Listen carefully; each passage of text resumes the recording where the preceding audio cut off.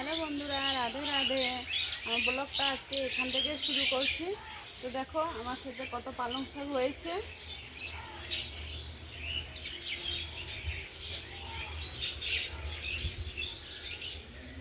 আমি শাক করবো এখন।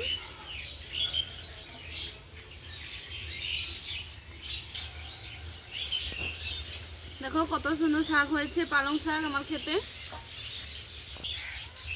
অনেক ধরনের শাক লাগিয়েছিলাম, কিন্তু বৃষ্টি হয়েছে দেখে সব মরে গেছে।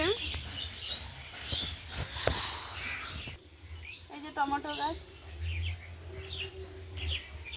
এই যে বিমস গাছ, এটা সব ছেড়ে আমি রান্নাঘরে চলে এলাম। সকালে বন্ধুরা পালং শাক আর ভাত করেছিলাম। পালং শাক শেষ হয়ে গেছে সকালেই। তো এখন আমি বেগুন ভাজবো আর আলু সেদ্ধ করে রেখেছি।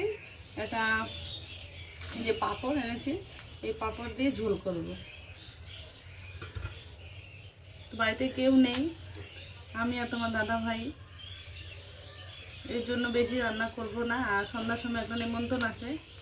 তো দেখো তাড়াহুড়া করে জগে তেল ঢেলে রেখেছি।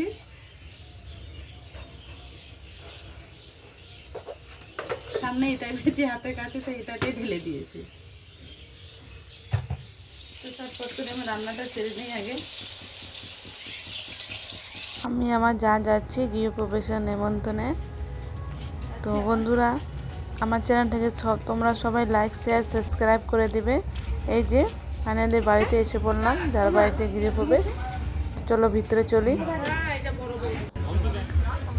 অনেক রাত্রি হয়েছে, যেন অনেকে সব খেয়ে চলে গেছে, আমরা খেতে বসেছি।